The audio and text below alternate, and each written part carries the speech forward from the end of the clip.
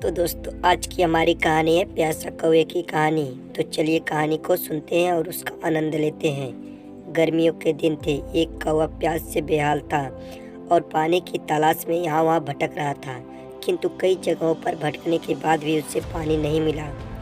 वह बहुत देर से उड़ रहा था। लगातार उड़ते रहने के कारण वह बहुत थक कर चूर हो चुका था। उधर तेज गर्मी में उसकी प्यास बढ़ती जा रही थी।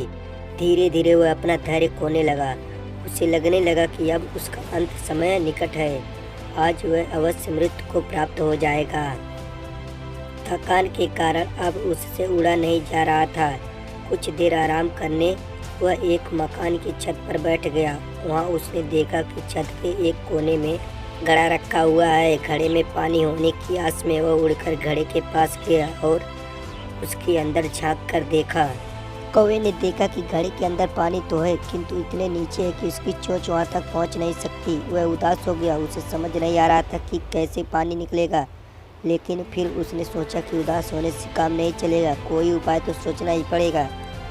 घड़े के ऊपर बैठे बैठे कौवा उपाय सोचने लगा। सोचते सोचते उसकी दृष्टि पास ही पड़े कंकड़ों के ढेर पर पड़ी।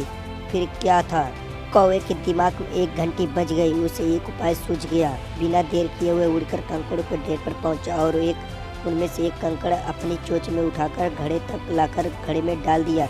वह एक एक कर अपनी चोंच में उठाकर घड़े में लाकर डालने लगा। कंकड़ डालते डालते घड़े पानी ऊपर आने लगा। कंकड़ डालने से घड़े का पानी ऊपर आने लगा। कुछ ही देर में घड़े का पानी इतना ऊपर आ गया कि कौवा उसमें चोंच डालकर पानी पी सकता था। कौवे की मेहनत रंग लाई थी और वह पानी पीकर तृप्त हो गया। तो दोस्तों इस कहानी से हमें ये सीख मिलती है कि चाहे कितना भी कठिन समय क्यों ना हो, धैर्य से काम लेना चाहिए और उस कठिनाई से निकलने के लिए बुद्धि का प्रयोग करना चाहिए। धैर्य और बुद्धि से हर समस्या का निर्धारण संभव है। तो दोस्तों अगर आपको ये कहानी पसंद आई हो तो वीडियो को लाइक कर, चैनल को सब्सक्राइब करके बेल आइकन को प्रेस कर लीजिए, क्योंकि इस चैनल पर ऐसे ही कहानियाँ आती रहती हैं। तो मैं मिलता हूँ आपसे किसी और कहानी में, तब तक के लिए बाय।